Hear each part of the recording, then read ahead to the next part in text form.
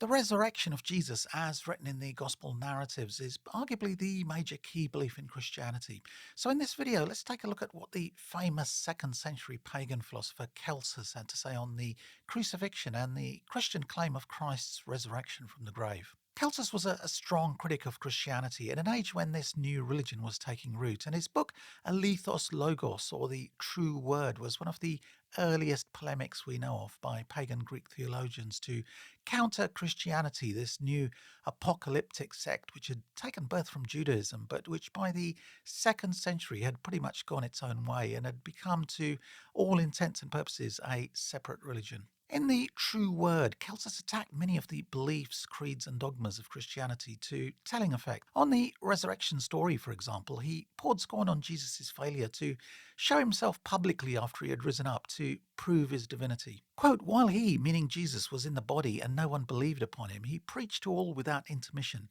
But when he might have produced a powerful belief in himself after rising from the dead, he showed himself secretly only to one woman and to his own boon companions." Unquote. Unfortunately, the book The True Word was banned by later Christian emperors for its anti-Christian message, with all copies ordered to be burnt, and therefore there are no surviving copies to the present day. However, this powerful critique of Christianity provoked the Christian scholar and theologian Origen to write a response which he called Contra Celsum, or Against Celsus. And Origen quotes verbatim from Celsus's work, thus unknowingly perhaps preserving a lot of Celsus's work intact and allowing us in the present age to understand his thoughts and criticisms. Anyway, enough of the introduction, let's get into it. Celsus made a huge number of criticisms, so let's start with some of the comments and critiques he makes regarding Jesus before and after his crucifixion, and then the resurrection. And at the same time, we'll also go through how Origen, who recorded these criticisms in Contra Celsum, tries to counter these points in his defense of Christianity. By the way, this video is split up into chapters, so if you'd like to skip to any particular section or point that Celsus made, you can use the chapter links in the description below to jump to the appropriate point in the video. The key theme in Celsus's remarks is the vast difference between the Old Testament God, a much more extrovert and aggressive God, full of wrath and not afraid to show it, and Jesus, supposedly God incarnate as Christians believe him to be of the New Testament, who seems to be not much more than a preacher with a few healing tricks, which only his followers seem to have recorded. And it has to be said, this contrast between the God of the Old Testament and the New Testament is something that Christians themselves struggle with right up to the present time. Celsus notes the Old Testament being full of gratuitous large-scale miracles and shows of God's power and anger in tackling the constantly misbehaving Jews and Gentiles like the Egyptians, the Canaanites, and so on. Good examples of this overkill are the Great Flood of Noah's time, for instance, wiping out the whole of humanity, or Joshua asking God to stop the sun while he slaughtered the Amorites, or the casual and indiscriminate destruction and sorrow caused by the plagues sent upon the Egyptians during Moses' time. However, Jesus, the God of the New Testament, seems to be a lot more shy about performing at such a level. His miracles are much more pedestrian. In the New Testament, there are no overt and large-scale miracles for some reason. So there is no parting of the Red Sea, or parting of the Mediterranean Sea, perhaps in his case, which was closer, or making the walls of Jerusalem come crashing down on his command, etc. Miracles, in other words, that could easily have been validated and recorded by many independent witnesses, being in the Roman period of history and with plenty of literate Greeks and Romans around. Instead, Jesus kept his miracles pretty low-key during his life for some reason, the only witnesses being his own followers, and miracles which curiously were only recorded by the gospel writers much later after his death. These were, by and large, your typical healing miracles largely, or demons and unclean spirits supposedly being ejected from people. And that's a far cry from the much more impressive miracles of the Old Testament. And this was an issue for Celsus. Why is God, or the Son of God, suddenly changing tact and executing miracles in a much more modest and covert fashion? Why did he fail to show any of his miraculous powers before a more discerning audience made up of Romans, Greeks, and other educated elite, particularly non-believers who would have been much less gullible and more rational than the typical village audience that Jesus normally sought to preach to? And this was especially true of the grand finale, if you will, of the gospel stories, the crucifixion and the supposed resurrection of Jesus, with only close followers claiming they saw him alive again. And it was the inconsistencies of his actions in the crucifixion and resurrection narratives in the Gospels, particularly in the light of him being a divine messenger with a mission to complete, that Celsus would also address. Anyway, let's get into it. Let's start off before the crucifixion at what's called the Last Supper, where Jesus tells his followers that he will be betrayed. And this is found in all the synoptic Gospels: Matthew chapter 26, Mark chapter 14, and Luke chapter 22. Whilst eating with them, Jesus accuses Judas of planning to betray him and that another disciple, meaning Peter, will deny being his follower as well. Celsus writes, how is it that if Jesus pointed out beforehand both the traitor and the perjurer, they did not fear him as a god and ceased, the one from his intended treason and the other from his perjury? So his point is that Jesus warning Judas that he would betray him had no effect at all, and certainly he failed to strengthen Judas's faith in him for some reason. He would still end up betraying Jesus. So was there really any point in Jesus pointing out the two culprits at all? In reality, it showed he could not influence people who had been with him for so long, and if Jesus was divine, he must surely have known this. In fact, you could extend Celsus's point to other apostles and not just Judas and Peter. Thomas, for example, doubted him even after being with him for 3 years and seeing him after his resurrection as well. So something has to give. Either the miracles didn't happen, or Jesus, despite casually going around doing small-scale healing miracles, etc., can't seem to convince even those closest to him of his divinity, which again reflects badly on him. Secondly, and more importantly, Celsus also points out the strange nature of the whole episode of Judas having to betray Jesus so that he could be crucified and hence save humanity, as it were, by taking everyone's sins on himself. What really is the need for this elaborate charade of being betrayed and being crucified and then rising up again, and why turn Judas into a pariah for all time? Celsus puts it much more succinctly. Quote, and which is still more absurd, God himself conspired against those who sat at his table by converting them into traitors and impious men, unquote. Since the death and resurrection of Jesus is an essential prerequisite for humanity to be saved according to Christianity, then it seems to have been necessary for God to manufacture or engineer a situation which would lead to Jesus being crucified. For if Jesus had lived a long and happy life and died a natural death, then paradoxically, humanity would have been doomed, as there would have been no crucifixion in which all our sins were taken away. So does that mean God is manufacturing a traitor to go through the motions? Was Judas being manipulated by God himself to ensure the crucifixion took place? A puppet without free will, if you like. If it was ordained that he should act this part in the play, then he can't be blamed and can't be called a traitor. Instead, he should arguably be called a hero for facilitating Jesus' death on the cross so that we can all be saved. And Jesus should really be congratulating Judas for doing his part to facilitate his crucifixion and keeping this divine plan on the right path. And of course, in this case, the malevolence lies with God in using Judas to achieve his own ends. Surely the act of turning a good man into a traitor is against God's nature. And of course, another further problem is that free will is in accord with Christian teaching, so Judas being used as a puppet by God raises even more issues than it answers. The other option is that Judas was in fact using his free will in betraying Jesus. But if so, was Judas right or wrong to betray Jesus, bearing in mind that the crucifixion was still necessary to redeem mankind? Neither alternative is particularly straightforward for obvious reasons, and both options present problems for Christian theologians.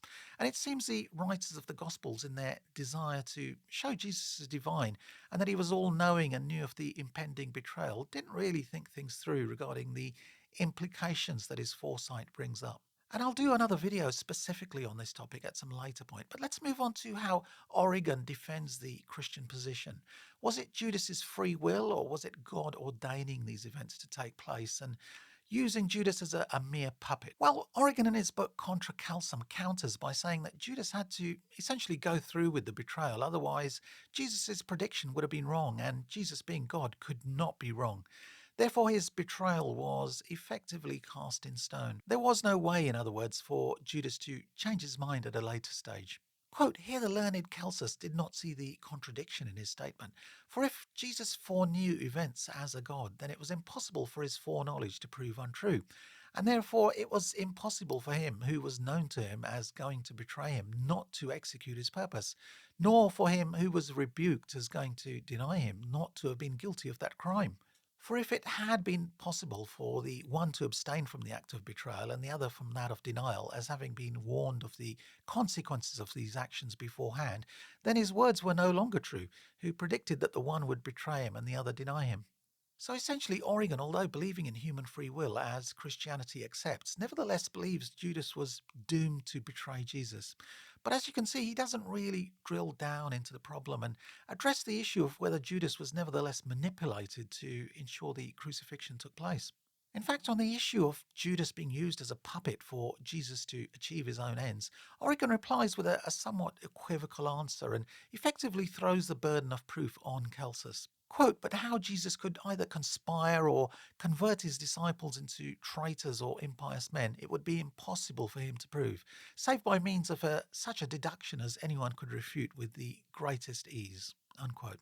Moving forward in time, Celsus also comments on Jesus' actions in the Garden of Gethsemane and the issue of him fearing death and praying to avoid the torture. The Gospels write of him sweating blood, something known as hematohydrosis today, a symptom seen in anyone experiencing deep fear or extreme levels of anxiety. Celsus asks, why does he mourn and lament and pray to escape the fear of death, expressing himself in terms like these, "O Father, if it be possible, let this cup pass from me"? Surely if Jesus was divine and therefore aware of his mission, then pleading to God was entirely redundant. He should play the part he was assigned with dignity and stoicism. And this was what he had come to earth for, after all, and what had already been planned. So why is a supposedly divine being showing hesitancy or a desire not to go through with it? Praying in this situation was nonsensical. Origen's response to this was that Celsus had magnified the torment of Jesus unnecessarily and that he was, quote, grossly exaggerating the facts and quoting what is not written in the Gospels, seeing it nowhere found that Jesus lamented, unquote. And that's quite true. The Gospels don't use the word lament. However, the sentiment expressed by Celsus was essentially the same, that of Jesus not wanting to go through with the crucifixion if at all possible, which is inconsistent with him being divine and following a plan that's already been mapped out. Origen also points out Celsus didn't finish the rest of the sentence, which was, nevertheless, not as I will, but as thou wilt, in which Jesus seems to reluctantly acquiesce to God's decision, whatever it be, and which showed Jesus' willingness to go through with the crucifixion if necessary. And he castigates Celsus for reading the Bible with bad intention. Quote, nay, even the cheerful obedience of Jesus to the will of his Father in those things which he was condemned to suffer, exhibited in the declaration, if this cup cannot pass from me except I drink it, thy will be done. He pretends not to have observed, acting here like those wicked individuals who listen to the Holy Scriptures in a malignant spirit and, quote, who talk wickedness with lofty head, unquote. But here I think Origen oversteps the mark considerably. You can hardly call it cheerful obedience if Jesus is praying to God to avoid the crucifixion, although, as mentioned, he seems to be acquiescing to his fate when he uses the words, not as I will, but as thou wilt. But this response still doesn't explain why a divine Jesus was hesitating and needed to ask to be let off and escape the crucifixion in the first place.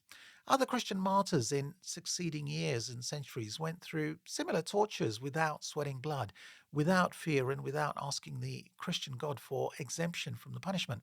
And surely Jesus could have done the same. In fact, Origen has quite a strange and curious explanation for Jesus praying to avoid the crucifixion. It was, he explained, rather to do with showing mercy for the Jewish people instead.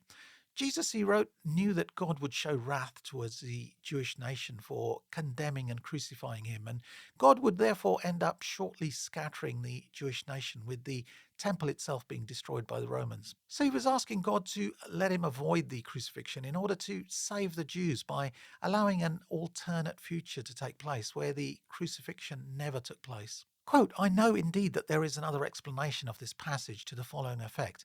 The Saviour, foreseeing the sufferings which the Jewish people and the city of Jerusalem were to undergo in requital of the wicked deeds which the Jews had dared to perpetrate upon him, from no other motive than that of the purest philanthropy towards them, and from a desire that they might escape the impending calamities, gave utterance to the prayer, quote, Father, if it be possible, let this cup pass from me, unquote. It is as if he had said, "Because of my drinking this cup of punishment, the whole nation will be forsaken by thee. I pray, if it be possible, that this cup may pass from me, in order that thy portion, which was guilty of such crimes against me, may not be altogether deserted by thee." Unquote.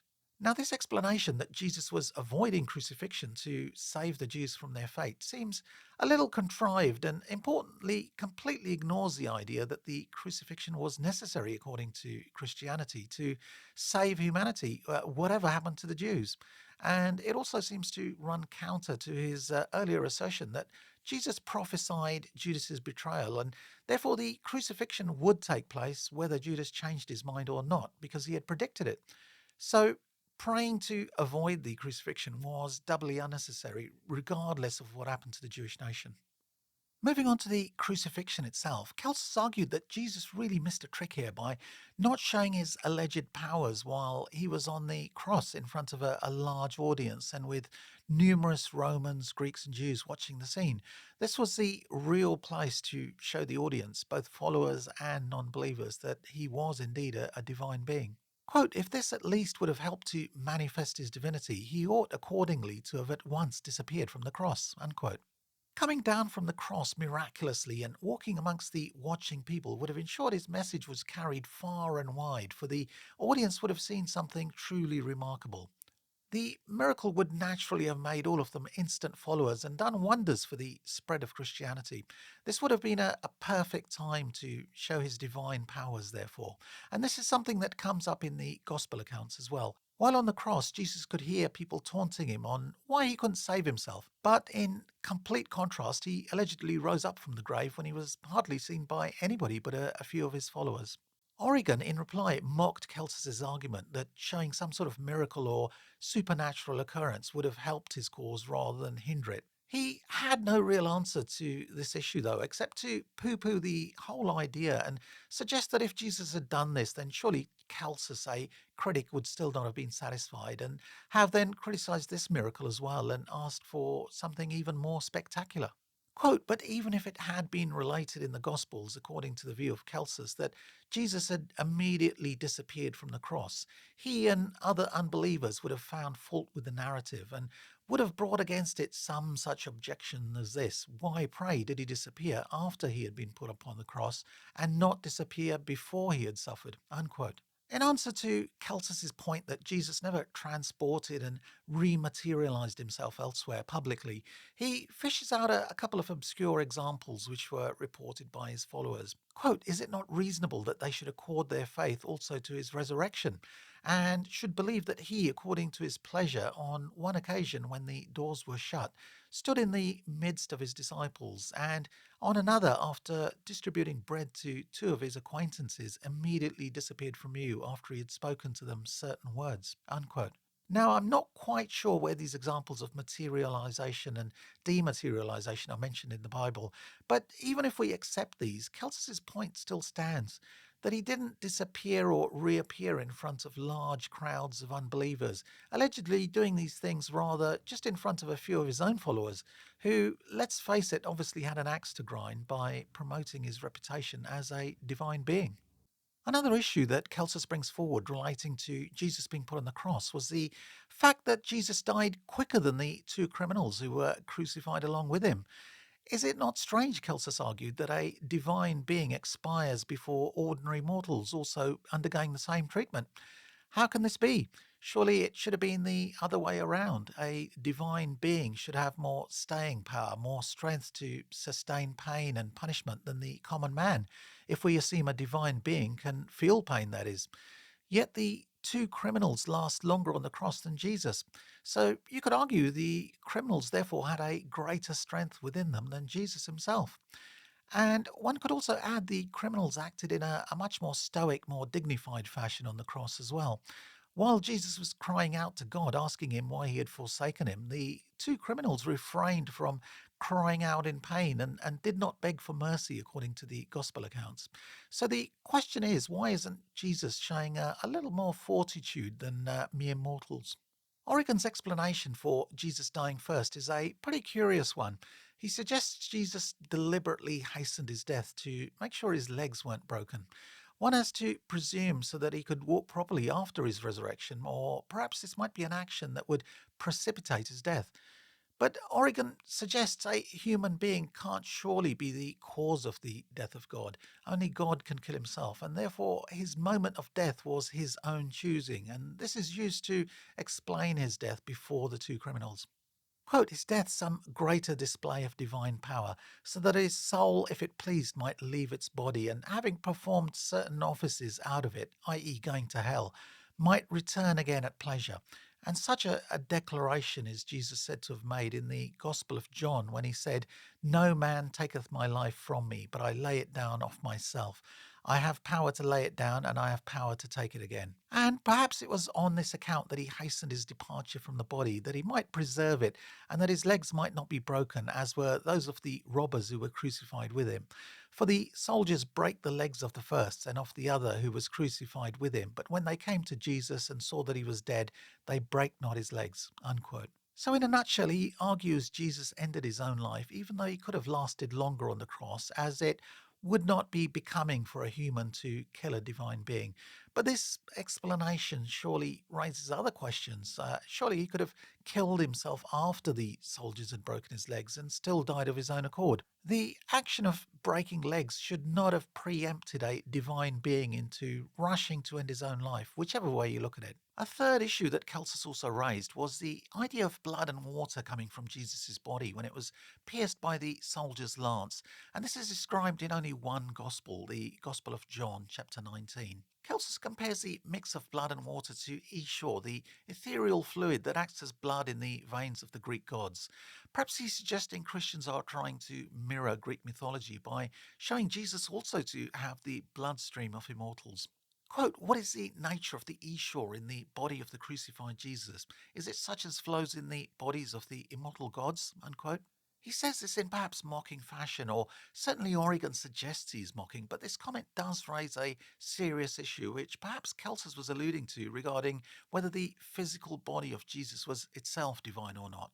Christians believe Jesus was essentially a composite of man and God, God manifesting himself in a human body. The physical body of Jesus was very definitely human, while the immaterial part of him was the divine spirit, and therefore this composite had both divine and human characteristics. And this explanation can conveniently explain away Jesus' weaknesses and failures, which can be attributed to the human side of the being, for a divine being cannot show any weakness by definition. So all his problematic actions, his less confident words, his human frailties, base emotions like fear, hunger, anger, etc., the fact that he had to eat, sleep and drink just like other humans derive from his human side. So for example, if we look at the gospel accounts of Jesus on the cross, we find he asks God, "Why have you forsaken me?" This, Christians will claim, can be attributed to his physical human side of Jesus, the weaker part. Conversely, all of his more confident statements, declarations, and miracles, etc., can naturally be attributed to his divine nature. So, for example, Jesus declaring, "I am the way and the truth and the life," or "before Abraham was, I am," are his divine, immaterial side doing the talking. So far, so good. This means anything and everything, his strengths and weaknesses, can all be explained away without deconstructing the idea of Jesus being divine. And Origen, in common with other Christian apologists and theologians of his time, and really up to the present time, typically employ this standard Christian explanation. But coming back to the issue of Jesus on the cross and the gospel account alleging that blood and water flowed out of his body when his side was pierced by the lance from the Roman soldier, Origen is quite sure that this was the case, as the Gospel of John mentions. Quote, "We shall show from the serious narratives of the Gospels, although Celsus may not like it, that it was no mythic and Homeric Ishor which flowed from the body of Jesus, but that after his death one of the soldiers with a spear pierced his side, and there came thereout blood and water." Unquote. Now, if we assume this is true, then this poses a problem for the Christian belief that his body was merely a human vessel for the divine spirit. For if this was so, then blood and only blood should have poured out. Conversely, if the body was divine, then we have the paradox of a superhuman body, which curiously shows human frailties as well. For example, in the Garden of Gethsemane, only a few hours earlier, the Gospel accounts describe him sweating blood out of fear. So, which is it? Is the physical body special or merely human? It seems whoever wrote the Gospel of John tries to have things both ways. In his eagerness to show Jesus as divine, he obviously decided to add in an extra miracle here without realizing the implications of showing his physical side as also superhuman. Moving on to the issue of the resurrection accounts, Celsus asks if anyone could rise up alive if they were really definitively dead. For dead really means dead, not just being in some sort of limbo and having the ability to rise again whenever one decided to live again. In other words, a rational and scientific approach to the idea of life and death is required, all signs of life being extinguished forever being the definition of real death. Celsus asks, but this is the question whether anyone who was really dead ever rose again with a veritable body. Origen's answer to this is that the resurrection account can be of no surprise, certainly to Jews, as Jesus himself was a Jew, and the Jewish scriptures, in other words, the Old Testament, have plenty of miraculous occurrences. So why show surprise at one more? And regarding people rising from the dead, he suggests the Jewish scriptures have other examples of people rising from the dead, in particular Elijah and Elisha managing to resurrect some dead children. Quote, now a Jew would not have uttered these words, who believed what is recorded in the third and fourth book of Kings regarding little children, of whom the one was raised up by Elijah and the other by Elisha. And on this account too, I think it was that Jesus appeared to no other nation than the Jews, who had become accustomed to miraculous occurrences. So in other words, for Jews and Christians, Jesus rising up was not a miracle that was unprecedented. But this, of course, deflects from the real point Celsus makes regarding taking a more rational approach to the idea of death being permanent rather than attributing everything to miracles as explanations. But let's move on to the main topic of this video and what Celsus has to say regarding Jesus' alleged resurrection in the Gospel accounts and his curiously more introverted behaviour, shall we say, compared to his open preaching prior to his crucifixion. Celsus points out that the resurrected Jesus is suspiciously only seen alive by a few of his own followers and adherents, similarly to most, if not all, of his miracles, in fact. And Celsus stresses this several times. Quote, while undergoing his punishment, he was seen by all men, but after his resurrection by one, whereas the opposite ought to have happened, unquote. And elsewhere, Origen records him writing, quote, while he was in the body and no one believed upon him, he preached to all without intermission. But when he might have produced a powerful belief in himself after rising from the dead, he showed himself secretly only to one woman and to his own boon companions, unquote. And even if we assume there was sufficient reason not to show himself to the general public, it doesn't explain why he was reticent to appear before Pontius Pilate or the Jewish leadership, for example, to punish them or at least remonstrate with them for their actions in leading an innocent man to his death. Surely that would have been the correct course of action. Quote, if Jesus desired to show that his power was really divine, he ought to have appeared to those who had ill-treated him and to him who had condemned him and to all men universally, unquote. Secondly, with his mission being complete, his death and resurrection having been performed, Celsus points out that Jesus could now have taken off the mask, as it were, and finally and definitively revealed that he was God himself. There was simply no reason at all to hide from his persecutors anymore in case of repercussions. He had, after all, already been put to death. Quote, for he had no longer occasion to fear any man after his death, being, as you say, a god, nor was he sent into the world at all for the purpose of being hid, unquote. So a divine being making the effort to rise up again, but then not proving it to those who needed the proof, hardly made sense. And the idea of Jesus staying hid is what I would argue is Celsus' strongest point. Celsus points out that before he disappeared to heaven, as Christians believe, the rational and logical thing for a divine messenger to do would have been to address the public. This behaviour of hiding away and disappearing, Celsus remarks, is inconsistent with somebody who came with a message supposedly for all mankind.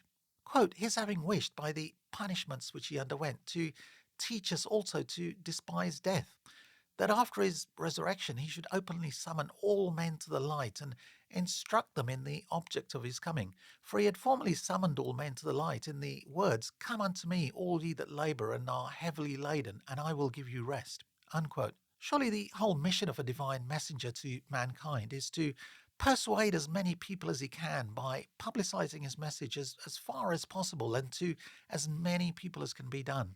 And if he's doing miracles willy-nilly before, as we are led to believe, then Why not show all and sundry the biggest miracle to date, his resurrection, in front of the general public and prove once and for all his immortal nature? In addition, his message of the news that a day of judgment would be coming, of terrible punishment awaiting the unbelievers and a reward for believers, by its very nature needed to be spread far and wide by the carrier. As Celsus puts it in his own unique and concise way, quote, "And who that is sent as a messenger ever conceals himself when he ought to make known his message?" Unquote.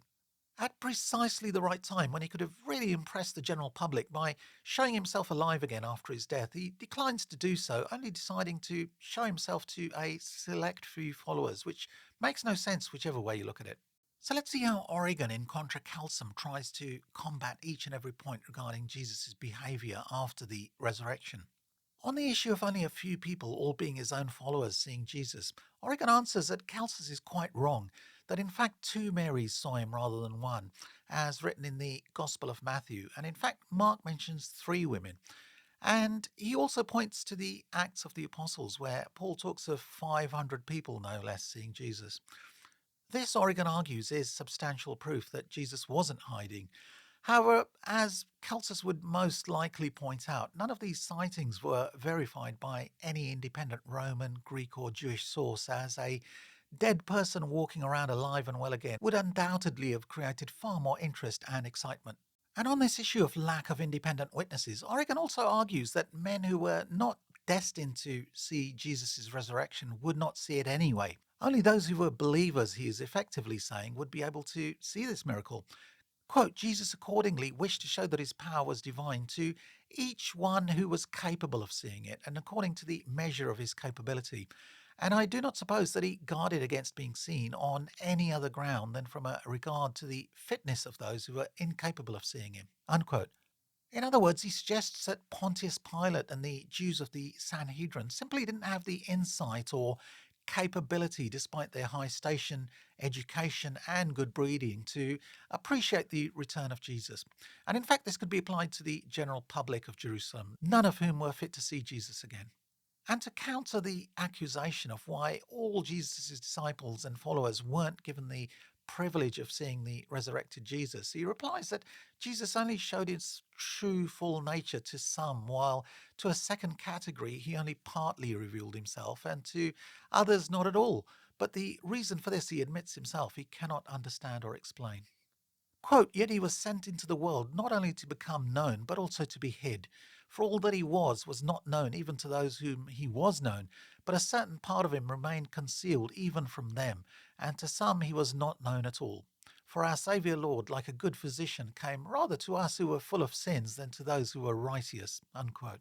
So this rather vague and cryptic explanation is used for the random nature in which only some of his devotees seem to be privy to his rising up. Essentially, for reasons unknown, he could not reveal his divinity to everyone. However, Origen does appear a little mystified himself as to why Jesus didn't take this golden chance to appear before vast crowds of the area as a sort of grand finale before rising up to heaven.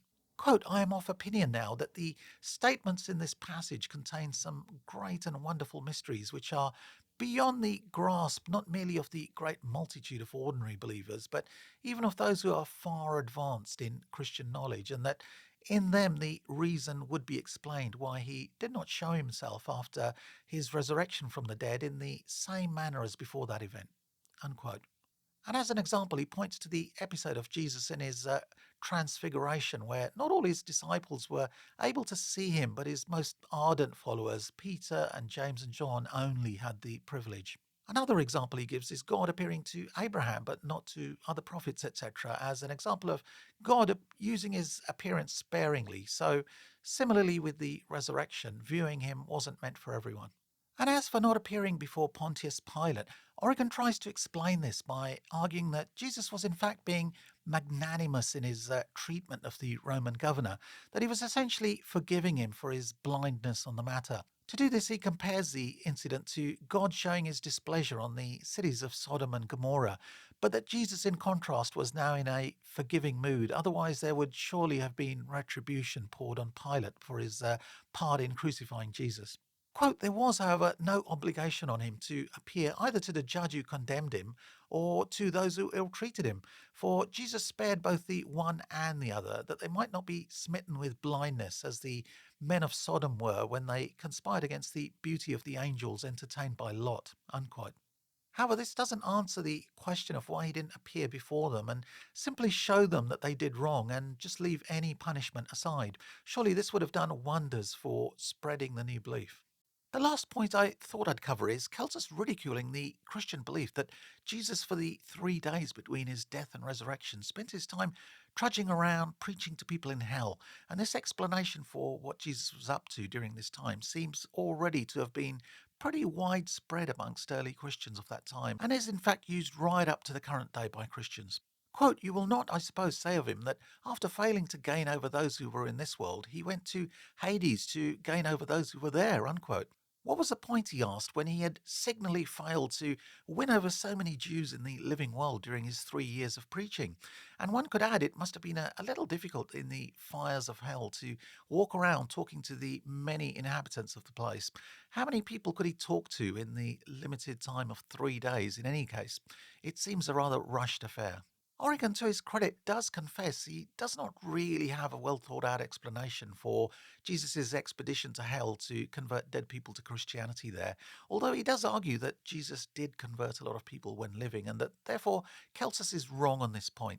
Quote, when he became a soul without the covering of the body, he dwelt amongst those souls which were without bodily covering, converting such of them as were willing to himself, or those whom he saw for reasons known to him alone to be better adapted to such a course. Unquote. Why Jesus needed to go into hell to preach to the dead when, if there is eternal torment as the Gospels describe, the people there could hardly need convincing in any case is not explained. And as Celsus points out, it was surely far better to have spent the 3 extra days between his death and resurrection on the living who were much more difficult to convince and who had not yet died and gone to hell, prevention being better than the cure. So there you have it, a quick run through some of Celsus's more interesting comments on the crucifixion and resurrection narratives and the counter-arguments put forward by Origen in his book Contra Celsum. I couldn't run through all of Celsus's points, unfortunately, to keep the video to a reasonable length, but it does mean there is an opportunity to do a second part to this video. By the way, producing videos like this can be time consuming, so if you'd like to help out the channel by subscribing and liking the video, that would really help in getting the channel noticed via the YouTube algorithm. The channel also has a Patreon account and a super thanks button and a couple of other ways with links below if you'd like to do the equivalent of buying us a coffee once in a while as well. Anyway, I hope you enjoyed the video. Many thanks and catch you hopefully on the next video.